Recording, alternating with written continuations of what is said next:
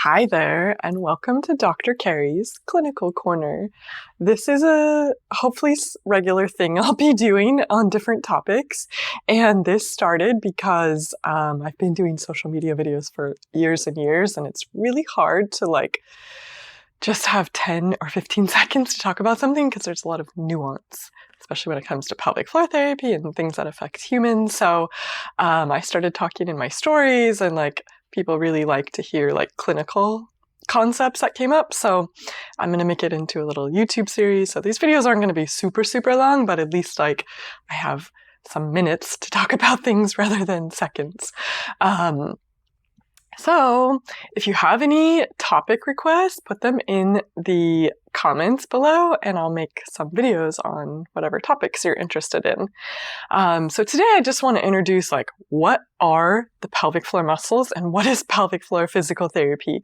So I always tell people I'm a physical therapist, and so I'm working mostly on muscles. Just these happen to be the muscles of the pelvis. So I'm going to show you a model.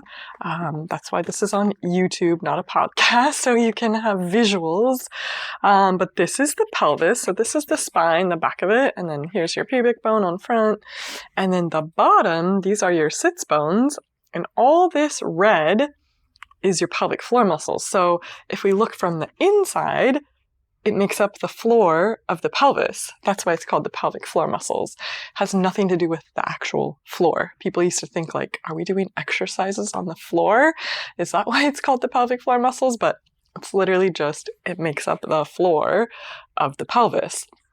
And so this is a female model. So here's the vaginal opening. This up here is the urethra where the pee comes out. This is the rectal opening. So these muscles, all of this red, surrounds the vagina and the rectum. So on a male, it looks the same. I didn't bring my model to this. Just instead of a vaginal opening, you have a penis. But all the muscles at the base are the same. And so these muscles, they have individual names. It's kind of like our quadriceps, like in our thigh. The quadriceps is, quad means four, so there's four individual muscles, but they work together to do the same thing. So same thing with the pelvic floor muscles, they work together to do the same thing. So we don't really need to call out each individual muscle because they don't really work like that. That they have some individual jobs, but essentially they all work together. And so what do the pelvic floor muscles do? They support our organs. So let me show you these organs. So this is female model. So this is the uterus and the bladder. So the bladder sits under the uterus and the rectum is behind. And these all sit in the pelvis. So the pelvic floor muscles support this. They are sphincter muscles, right? So they help close off until it's time to go to the bathroom.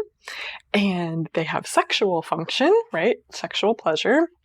And let me show you on this. We can talk about this more in another video. So this yellow dot is representing a nerve, and this blue stuff is the clitoris. So the clitoris is more than just this dot. It's a bigger space, but most of it's under the surface. And then the pink is just sort of the lips, the labia, and the red, all the red is muscles. And the pelvic floor muscles have one other function.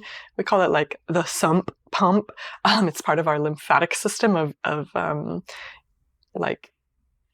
pumping out, so things don't get swollen, which sometimes happens. Pelvic edema. We could talk about that in another video, or varicose veins, essentially, of the pelvis. So yeah, and I also want to say that the pelvic floor muscles are part of our core. So normally our core muscles, our stomach, our back, our pelvic floor, they all work together.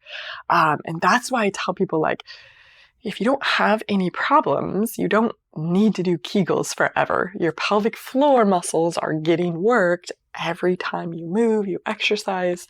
So if they're working, then they're working. And, I show people that in the clinic. We have some sensors that we hook up to the muscles to train them. And then I'll show people look, when you move, your pelvic floor turns on. And so Kegels aren't the only thing in pelvic floor therapy, and we'll definitely make some videos on that and talk about that more. But yeah, the goal of pelvic floor therapy is, so some things we work on in pelvic floor therapy is like bladder leakage, if you feel like you always have to go to the bathroom, if you feel like you're not emptying completely, if you leak when you run, jump, cough, sneeze.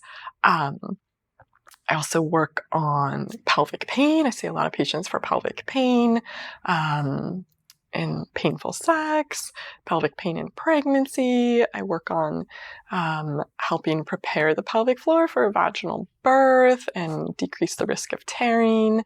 I work on people with chronic constipation, hemorrhoids, bowel incontinence. That's really not fun. None of these are fun.